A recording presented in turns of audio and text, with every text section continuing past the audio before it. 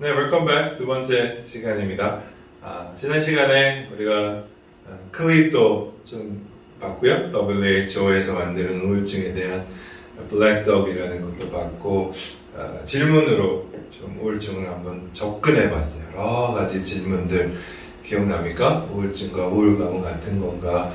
우울증 걸린 사람은 자살하는가? 재발하는가? 완치되는가? 병원기운 뭐 이런 거 쭉 살펴봤어요. 그래서 여러분이 한번 정리하는 시간이 된 것 같고, 이번 시간에는 원인과 또 치료, 회복 이런 쪽으로 좀 가보겠습니다. 그래서 아까 지난 시간에 우울증은 완치 가능하지만 재발이 무서운 거다. 이 재발이라는 놈이 좀 무섭다는 말씀을 드렸어요. 보세요. 우울증을 한번 겪었던 사람들 중에 50에서 60%의 사람은 거의 두 번째 우울증을 겪었다는 거예요. 꽤 높은 수치죠. 그러니까 우울증을 한번 경험했던 사람이 이제 회복됐어요. 그럼 이제 나는 이제 우울증과 상관이 없는 게 아니라 재발할 확률이 또 높습니다. 그 중에 70%가 세 번째 우울증을 겪었다는 보고가 있어요. 90% 이상이 3번 이상의 우울증을 겪었다는 거죠. 꽤 많은 수치입니다. 4번 이상 나타날 가능성은 더 높아집니다. 그러니까 우울증을 겪고 회복될 수 있어요. 도움을 받으면 회복될 수 있어요. 하지만 회복이 이제 끝이 아닐 거죠. 요즘 사실은 상담치료나 심리치료에서 치료라는 말, 완치라는 말을 잘 안 쓰고요. 재활이라는 말을 훨씬 더 많이 씁니다. 재활. 이 말은 우리가 뭔가 다리를 다쳤잖아요. 그러면 계속해서 이 다리가 제 기능을 할 수 있도록 움직이고. 이 다 끝나면 이제는 아닌가요? 또 다칠 확률이 쉽잖아요. 여러분 다리 삐어보신 적 있으실 텐데, 저도 등산을 좋아해서 등산하다 다리를 한번 삐끗한 적이 있는데, 이제는 다 나았지만 또 가다가 조그만한 돌에 딱 걸리면 또 거기가 다시 아프고, 그러니까 계속해서 거기를 조심하지 않으면 거기가 취약한 거죠. 계속해서 재활의 과정을 겪는 게 중요합니다. 그러니까 우울증을 어떻게 바라볼 것인가, 그래서 우울증이 다시 올 때 또 우리가 어떻게 할 것인가, 이런 것들을 살펴볼 필요가 있죠. 우울증과 우울감을 비교하는 또 질문들이 있어요. 목회자들이 우울증이 있어요, 나는 이런 성도들을 만나면, 또 여러분 자신이나 가족들을 볼 때도 이렇게 지금 3가지 정도 질문을 해줬어요. 증상이 얼마나 지속됐나? 굉장히 중요한 질문이에요. 증상이 얼마나 지속됐나? 사실은 우울증을 임상적으로 진단할 때 2주 이상으로 말하는 이유가 있어요. 계속. 또 증상의 종류가 몇 개가 되는가 굉장히 중요합니다. 이 증상의 종류는 뒤에 진단하면서 금방 보여드릴게요. 증상이 어느 정도로 심각한가, 이거에 대해서 볼 필요가 있습니다. 이 진단을 보십시오. 그래서 이 진단적 증상을 보고, 물론 내 마음대로 진단할 수 없지만 전문가의 의사의 진단에 우리가 진단을 받아야 되겠지만, 그냥 한번 자기를 한번 살펴보고, 또 우울증을 호소하는 사람을 만났을 때 한번 여러분이 참고해 볼 만한 것 같아요. 아까 그랬죠? 증상이 몇 종류 정도인가, 얼마나 지속되는가, 얼마나 심각한가. 3개입니다. 증상이 얼마나 오랫동안요? 한 2주 이상, 최소 2주요. 최소 2주, 거의 매일입니다. 최소 2주, 매일, 거의 매일. 그 다음에 몇 종류 정도, 그 다음에 얼마나 심각한가. 첫 번째 증상을 한번 보세요. 흥미를 잃거나 삶의 재미가 없어지는 것. 거의 매일. 그렇죠? 아까 우울증은 맛이 없어지는 병이라 흥미가 없어요. 삶의 재미가 없어요. 이걸로 우울증이라고 하지 않는단 말이에요. 우울증이야? 아니에요. 또 봐야 돼요. 식욕이 감퇴하거나, 식욕이 너무 당기는, 결과적으로 체중이 너무 줄거나 불거나, 그렇죠? 막 갑자기 아까 그런 얘기했죠? 우울증으로 고생하는 사람, 나 우울증이요 많이 잘 안 한다고, 그쵸? 신체적인 증상, 밥맛이 없다든지, 머리가 아프다든지, 이런 얘기를 또 많이 한다 그랬어요. 그래서, 두 번째 증상입니다. 세 번째 볼까요? 불면증이나 수면 과다입니다. 너무 많이 잠이 오거나, 거의 잠이 안 오거나. 네 번째 증상입니다. 정신적으로 집중하기가 어려운 거죠. 집중이 안 되는 거죠. 우울증의 특징 중에 하나가 집중이 잘 안 되는 거예요. 집중할 수가 없어요. 뭔가 생각할 수가 없어요. 자꾸 다른 생각이 나고 자꾸 다른 부정적인 생각이 나고 하니까.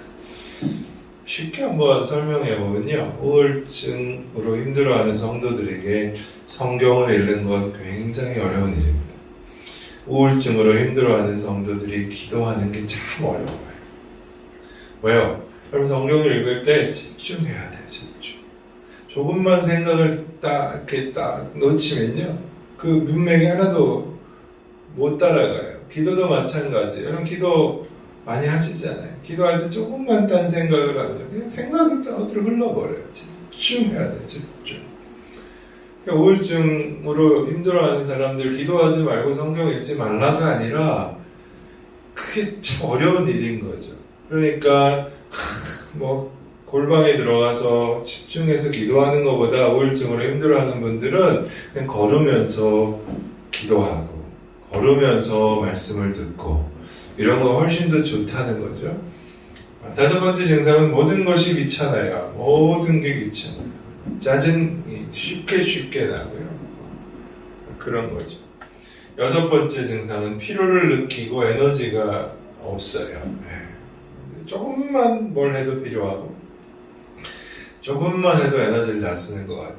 일곱 번째는 가치가 없다는 생각, 과도한 죄책감이 있어요. 영적인 부분하고도 연결이 나중에 될 텐데 나 자신을 볼 때마다 그냥 가치가 없어. 그 다음에 과도한 죄책감으로 시달리는 거죠. 생각하기가 어렵고 모든 일에 우유부단해지는 거죠. 이걸 할까 저걸 할까 계속 왔다 갔다 하는 거죠. 9번 보세요. 죽음, 자살에 대한 생각이 자꾸 생각납니다. 죽음, 자살 같은 경우는 매일 일어나지 않아도 가끔씩 일어나도 괜찮습니다. 지금 9가지 증상을 살펴봤습니다. 우울증은 얼마나 오랫동안 지속되는가, 몇 가지 증상이 나타나는가, 얼마나 그 증상이 심각한가. 그렇게 조금 덜 심각하면 괜찮은 거죠. 근데 심각할 경우 이 9가지 증상 중에 최소한 5가지 이상이 2주 이상 지속돼야 5가지 이상의 증상이 최소 2주 이상 지속돼야 우울증이다. 그리고 그렇게 되면 우울증을 의심해 볼 수 있어요. 그러니까 그런 경우에는 도움을 받는 게 좋습니다. 요 증상표나 이런 거는 아마 제가 드린 제 그 책, 그렇죠? 목회 상담학 책에 그 증상표하고 다 있다고 생각합니다. 그러니까 한번 확인해 보시면 좋겠습니다. 우울증은 쉽게 말해서 만성 정신 기분 장애입니다. 우울한 기분을 가진 사람들의 근데 문제는 80%는 전혀 치료를 받지 않는다는 거예요. 80%. 10명 중에 8명은 그냥 시간이 지나면 나아지겠지. 내가 좀 마음을 굳게 먹으면 나아지겠지. 좋은 생각을 하면 나아지겠지. 이렇게 해서 치료를 받지 않는다는 거죠. 도움을 받지 않는다는 거죠. 어마어마한 숫자입니다. 그리스도인이라면 더 그럴 거고요.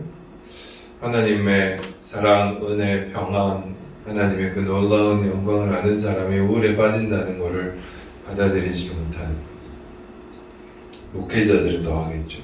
사모님들 더 하겠죠. 사모님이 우울증이야. 목사님이 늘 우울해.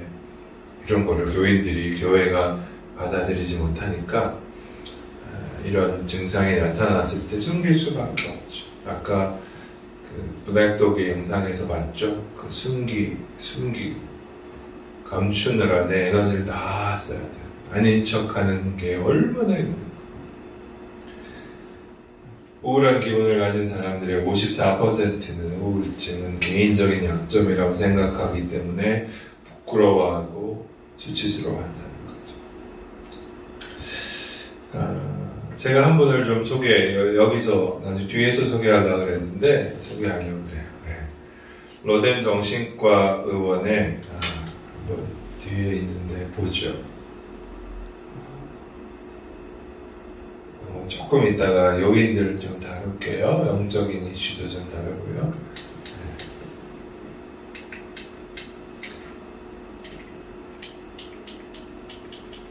다음에 있는 것 같습니다. 로뎀 정신과 이만홍 원장이라는 분은 이렇게 지적해요.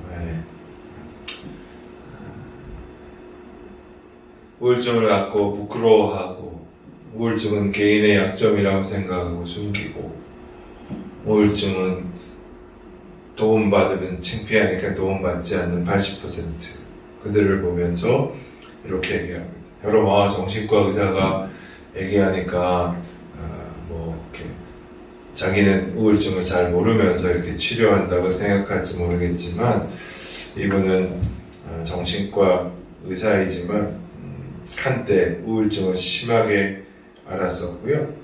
지금도 그는 우울증과 함께 살아간다고 자랑스러워하는 분입니다. 그는 우울증이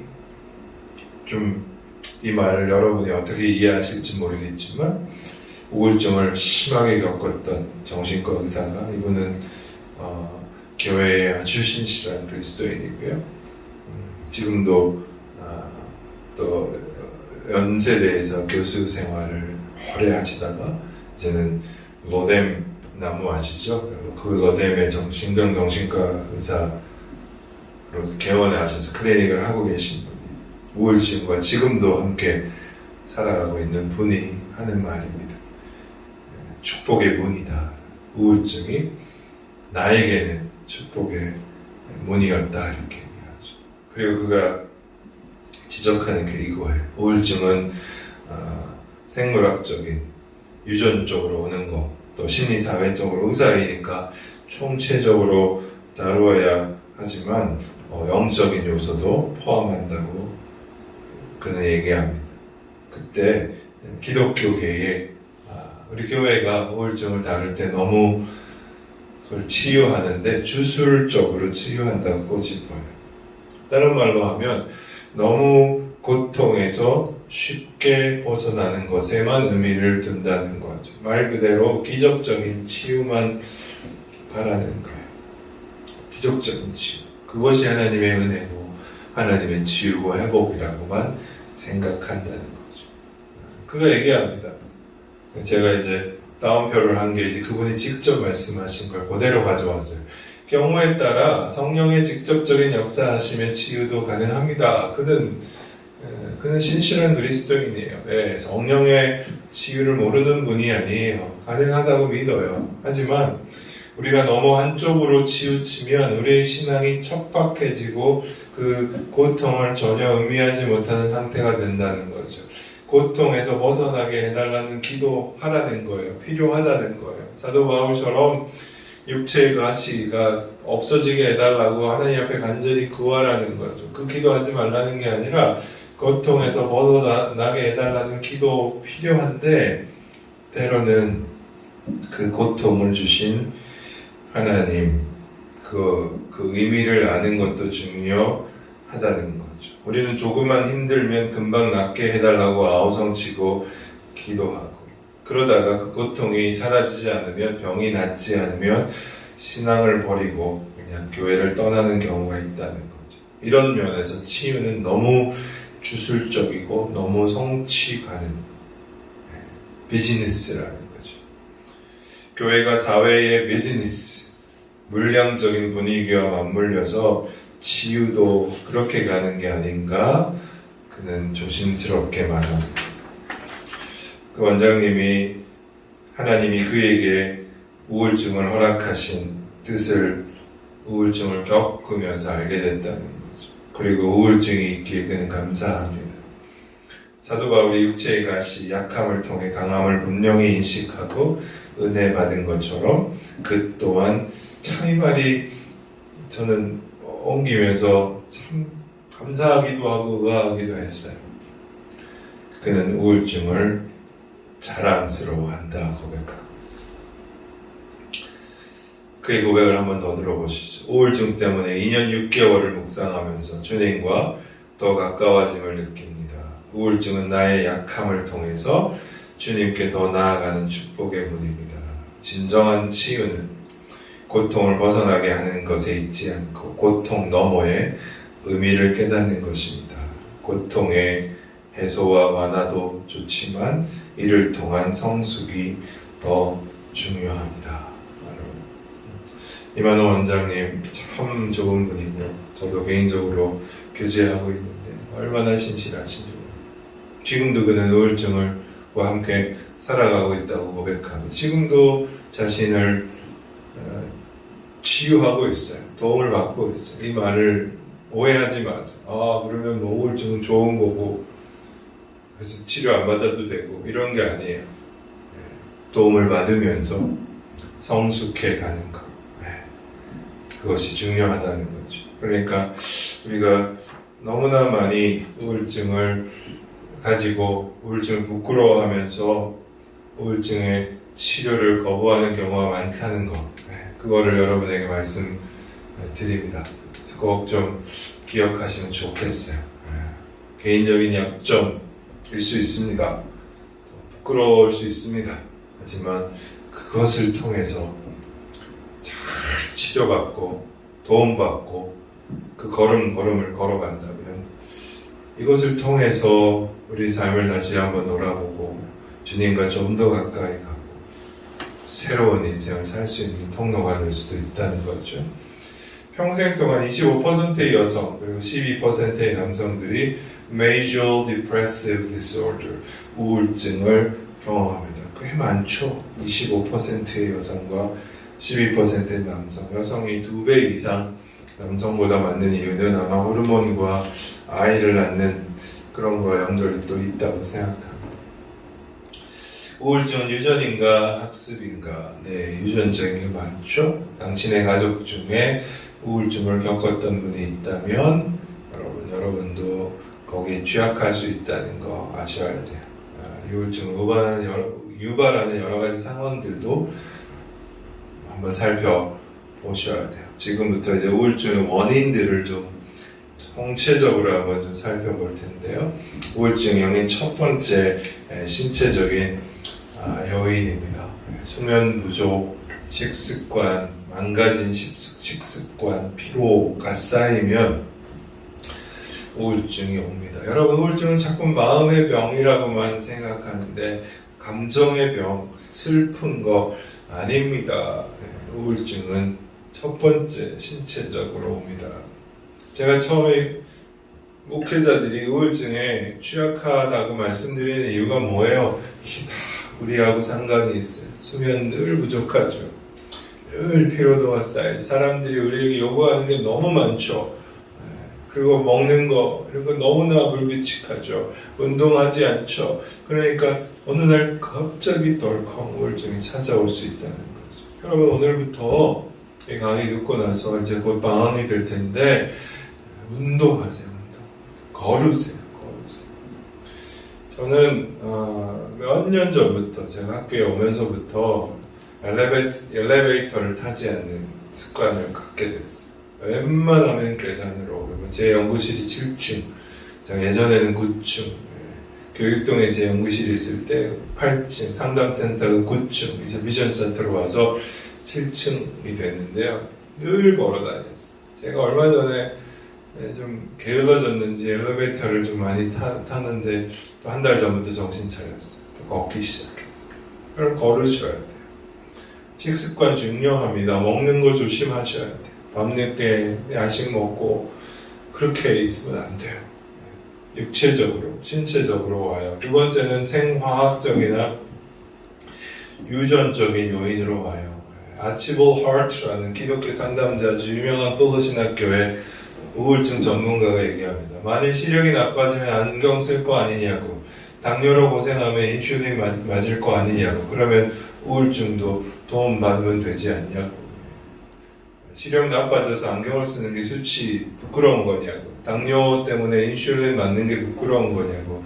아니지 않느냐고. 예. 유전적인 요인이나 어떤 생화학적인 그런 요인이 있다면 약물 치료하는 거 뭐가 부끄럽냐고 이렇게 되레 묻고 있는 경우죠. 아치보 하트의 이야기를 한번 들어보세요. 우울증은 생물학적 유전, 정체적인 거죠. 유전으로 내려오는 생물학적인 뇌와 신경 전달 물질 균형이 깨짐으로 일어나는 그런 병이에요.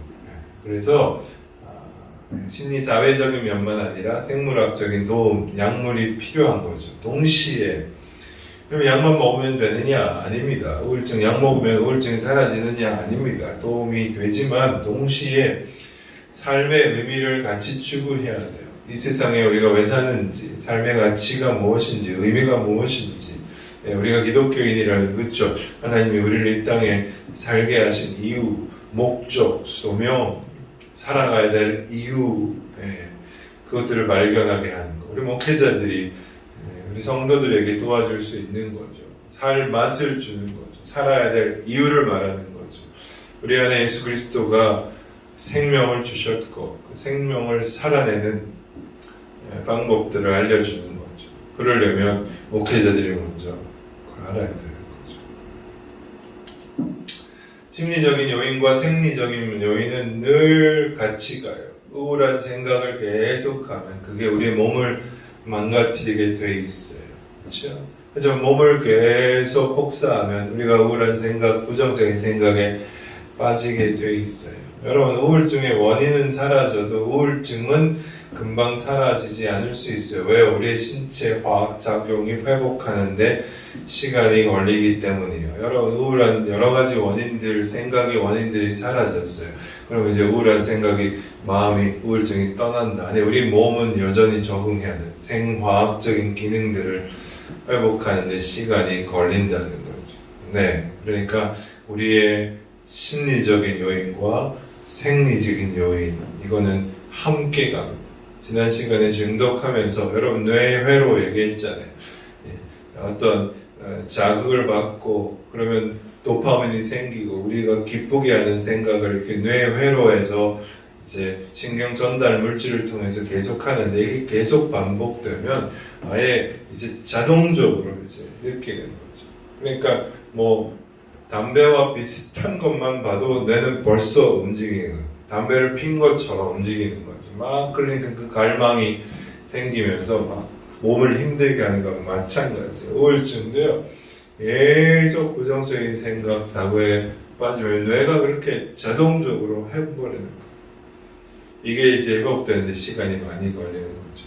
뇌를 다시 회로를 바꿔야 되는 시간이 되는 거죠. 뇌에 있는 신경 전달 물질, 다른 질병들이 원인이 되기도 해요. 아까 말했지만 뇌에 있는 신경 전달 물질 때문에는 특별한 이유가 없는데 기분이 우울해지고 만사가 귀찮아질 때가 있죠. 뭔가 슬픈 일이나 사건이 없는데도 계속 우울하면 이것은 기분을 조절하는 신경 전달 물질 세로토닌이나 노르에프네프린 같은 활성도가 떨어진 거일 수 있어요. 이것은 신경 전달 물질이 뇌에서 잘 활동하지 않으면 생길 수 있는 거예요. 그리고 또 다른 질병들이 원인이 되기도 해요. 알코올 중독, 약물 중독, 뇌질환, 소화기 질환, 심장 질환, 내분비계 질환, 이런 거 모든 것 다 우울증을 유발할 수 있어요. 여성의 경우는 출산이나 배경 이후에 호르몬 체계가 변화되면서 우울증이 생길 수가 있어요. 햇빛 양으로 인해서도 생길 수 있다는 거 아세요?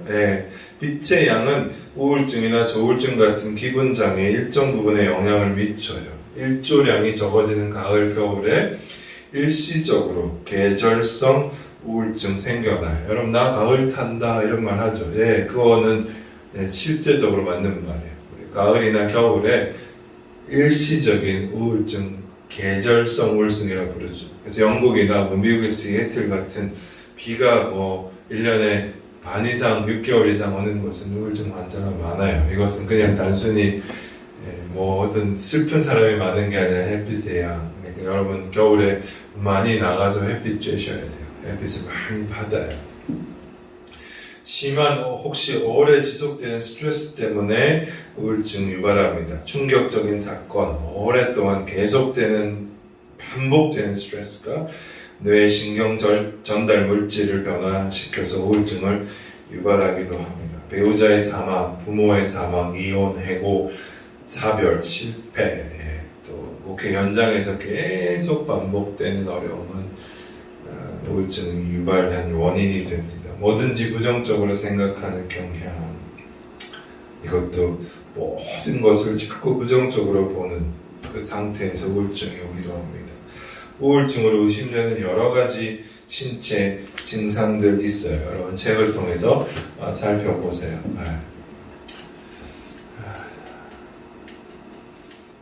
영적인 이슈 좀 볼까요? 자기 비판, 자기 정죄, 자기 혐오 이런 것들이 우울증을 만들어냅니다. 말씀에 순종하지 못함으로 내가 실패자라고 생각하는 느낌, 우울증을 만들어냅니다. 건강하지 못한 죄책감, 수치감, 가치 없다고 느끼는 것 이런 것들이 또 우울증을 만들어내죠. 영적으로 힘이 없다는 느낌, 하나님이 내 삶에 계시지 않는다는 느낌, spiritually dry, 완전히 마른 바짝 마른 나뭇가지처럼 영적으로 완전히 말라버린, 영적인 훈련에 대해서 아무런 관심이 없어지는 거, 교회 다니는 것조차 실증이 나는 거, 마치 어두운 밤을 지나는 거, 큰 밤, 아무도 없는 밤을 지나는 것 같은 거. 여러분 영성 지도 이런 책들을 보면 어두운 밤 이런 말 많이 쓰는 영혼의 밤. 여러분 어때요? 영적인 훈련에 어느 순간 관심이 없어져 버려요. 기도하는 거, 말씀 보는데 실증이 나버렸어. 영적인 우울증이에요. 영적으로 힘이 하나도 없어요. 기도의 능력이 하나도 없어요. 충만함이 없어요. dry, 완전 바짝 말라버렸어. 하나님을 아무리 생각해도 하나님 내 삶에 안 계신 것 같아. 하나님이 느껴지지가 않아요. 경험되지가 않아요. 늘 죄책감에 시달려. 조금만 잘못해도 벌벌벌 떨어요. 처벌받을까 봐, 무서울까 봐. 늘 실패자라는 느낌이 들고, 자기 비판을 하고, 자기 정죄를 하고, 자기를 너무너무 미워하고, 영적인 부분으로 우울증을 볼 필요 있죠. 우울증은 하나님을 향한 기쁨을 가두어 버린대요. Depression can encapsulate the joy of the Lord. 여러분 느헤미야가 말하죠. The joy of the Lord is my strength. 여호와를 기뻐하는 것이 나의 힘이다. 힘이 하나도 없는 거죠. The joy of the Lord is my strength. 우울증을 공부하면서 이 말이 정말 맞다는 걸 느껴요. The joy of the Lord. 하나님을 생각하면 기쁘고, 사역을 생각하면 기쁘고, 말씀을 펼칠 때 기쁘고, 그것이 우리의 힘이라는 거죠. 여호와를 기뻐하는 것이 너희의 힘이니라. 근데 영적인 우울증에 빠져버리면 그게 가두어져 버리는 거죠.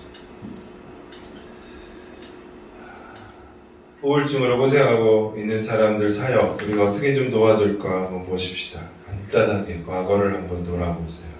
그들과 함께 원가족 살펴보고 지금까지 살아왔던 실패들, 후회들을 함께 살펴보는 거죠. 이런 질문을 해보세요. 과거의 실수나 실패가 지금 우리 삶에 어떤 영향을 끼치고 있는가? 우울증은 편견을 갖게 해요.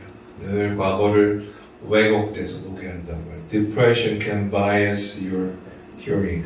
듣는 거, 보는 거, 모든 거에 다 강한 부정적인 안경을 쓰게 해서 다 안 좋은 것만 보게 하는 거예요. 그럼 문제만 보면 문제만 보여요.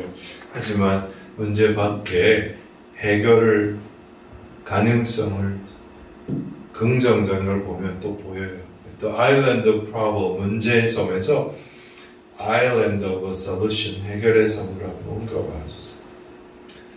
과거를 한번 같이 돌아보세요. 두 번째, 현재를 돌아보세요. 현재 일하고 있는 직장, 재정, 관계, 어디서 만족하지 못하는가? 어떤 부분에서 스트레스를 많이 받는가? 우울한 기분을 생기게 하는 게 뭐가 있는가? 돌아보세요.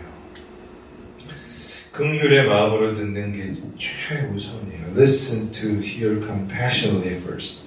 그들의 이야기, 현재 직장에서 재정적으로, 관계적으로 스트레스를 받는 걸 들을 때 긍휼한 마음으로 들으세요. 지적하지 마시고 답을 주려고 안 하셔도 돼요. 그 다음에 미래를 돌아보세요. 미래의 일을 생각할 때 희망적인가? 전혀 가망이 없는가? 어떤 것을 바라고 있는가? 미래를 볼 때 어떤 것이 불안한가? 꼭 살펴보세요. 그래서 우울증으로 힘들어하는 사람들, 과거를 함께 살펴봐 주시고 현재를 한번 바라봐 보시고 미래를 한번 생각해 보시면 좋을 것 같아요. 목회자들이 질문해야 되는 질문들이 있어요. 우울증 환자나 우울증으로 힘들어하는 사람들 만날 때 이런 질문 해봐요. 이런 기분이 얼마 동안 지속됐어요? 얼마나 자주 우울한 느낌이 있었나요? 전에 우울증을 겪어본 적이 있나요? 자기 자신을 어떻게 생각하고 있어요? 자유 시간에는 주로 어떻게 보내요? 당신을 지지하고 후원해주는 사람들이 있나요? 자기 자신을 어떻게 보나요? 다른 사람은 당신을 어떻게 바라보고 있다고 생각해요? 하나님은 당신을 어떻게 바라보실까요? 이런 질문들을 갖고 성도들을 만나면 좋을 것 같아요. 아까 제가 말씀드렸죠? 에덴 캐플런이 간단하게 볼게요. 이것도 아마 여러분 교재에 다 있을 겁니다. 우울증에 빠진 사람들에게 하면 안 되는 말 6가지를 얘기했어요. 그것만 간단하게 살펴봐요. 너의 기분을 잘 알아. 너의 기분을 잘 알아. 공감은 타인을 위로하는 좋은 방법이에요. 하지만 때로는 그 사람에게 어떤 일이 일어나고 있는지 모르면서 아는 척하는 건 도움이 안 돼요. 모르고 있다면 성급하게 입을 열지 마세요. 예전에 제가 이런 얘기했죠. 사연을 충분히 듣지 않고 말하는 사람은 어리석을 뿐만 아니라 욕을 받는다. 쉽게 입을 열지 마세요. 너의 기분을 잘 알아 라고 말하는 순간 상대방은 진정으로 공감받지 않는다는 느낌을 가질 거예요. 오히려 이런 말보다 당신은 혼자가 아니라는 말을 해주세요. 너의 기분 알겠어 하지 말고 넌 혼자가 아니야. 두 번째, 네 감정 다스려야지 이러는 거죠. 긍정적으로 생각해. 이런 거는 우울증을 과소평가하는 인상을 주죠. 하지 말라는 거예요. 그냥 그 이야기를 들어주고 공감해주고 기운내야지 이 말도 다 좋은 말이잖아요. 그렇죠? 다 좋은 말이에요. 이 말을 아예 절대로 하면 안 되는 게 아니라 우울증에 빠진 사람들에게 자꾸 이런 말을 해주지 말라는 거죠. Cheer up! 말하는 거죠. 이 말은 긍정적으로 생각해 라는 것과 같이 공허한 격려라는 거죠.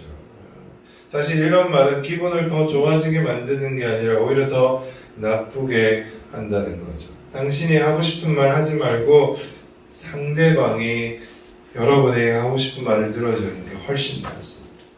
네 번째는 아이들 생각해서 내게 강해져야지. 다 맞는 말이죠. 하지만 이런 말을 우울증에 빠진 사람들에게 하면 자녀를 거론하면서 하면 부작용이 생기는데 왜냐하면 너는 나쁜 부모라고 이런 뉘앙스가 있다는 거죠. 너는 나쁜 부모야. 아이들이 너 때문에 힘들어하잖아. 이런 말이 있다는 거죠. 정말 그들의 자녀들을 돕고 싶다면 저녁 식사에 초대해 준다거나 가족들끼리 같이 여행을 간다거나 아이들을 돌봐주는 게 훨씬 낫다는 거죠.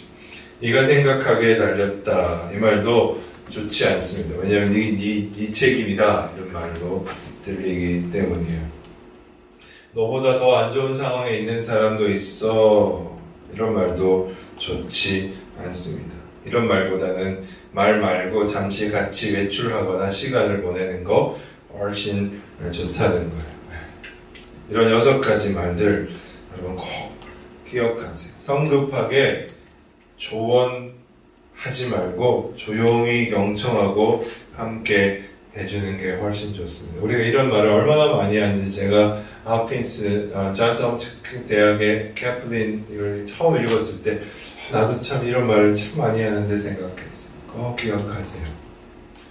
마지막으로 함께 기도할 팀이 필요해요. 우울증을 겪고 있는 사람들은 주로 고립되고 뒤로 빠지고 자신을 숨기려고 합니다. 근데 우울증에서 회복되는 핵심은요, 함께 하는 거죠. 관계 안에서 함께 하는 거. 혼자 치료할 수 없어요. 교회 안에 기도팀에 있다면 너무나 좋을 거예요. 우울증으로 힘들어하는 사람들의 이야기를 들어주고 삶의 이야기를 나누고 기도해주면서 그들과 함께 걸어갈 수 있어요. Pray and walk. 이거는 그냥 상징적인 말이 아니라 그냥 함께 걸어간다는 말은 함께 한다는 의미가 아니라 미국에는 진짜 Pray and walk 팀이 있어요. 교회 안에 모든 교회가 다 있는 건 아니지만 제가 이런 교회를 만난 적이 있어요. Pray and walk 팀이 있더라고요. 뭐 하는 팀이냐 보니까 우울증으로 힘들어하는 사람들과 함께 실제적으로 걷고 걸으면서 기도하고 찬양하고 그들의 얘기를 듣는 저는 그 교회가 너무너무 부러웠어요. 우리 교회에도 이런 팀이 있으면 좋겠다. 함께 걸어주고 함께 걸으면서 이야기해주고 일주일에 한 번이라도 함께 걸어주는 팀이 있으면 좋겠다. 우울증을 겪고 있는 사람들에게 기도 파트너가 있다는 건 어마어마한 자원이에요. 우리 교회에 내 기도 파트너가 있어요. 기도 파트너는 어떤 파트너라고요? 그냥 기도실에 가서 기도해주는 파트너가 아니라 실제적으로 일주일에 한 번씩 만나서 같이 걸어주고 같이 밥 먹어주고 같이 이야기해주고 같이 기도해주는 그런 팀들이 있으면 얼마나 좋을까 싶습니다. 우리가 짧은 시간에 우울증을 다루었는데요. 나머지는 책으로 좀 더 확인하고 개인적으로 공부 더 하시면 좋겠습니다. 우울증은 치료될 수 있고요. 또 회복될 수 있습니다. 하지만 도움을 받는 거 부끄러워하지 마시고 좀 총체적으로 우울증을 이해하고 교회 안에 이런 도움의 팀들이 생겼으면 좋겠습니다. 네, 또 한 주간 건강하게 보내시고 다음 주에 뵙겠습니다. 수고하셨습니다.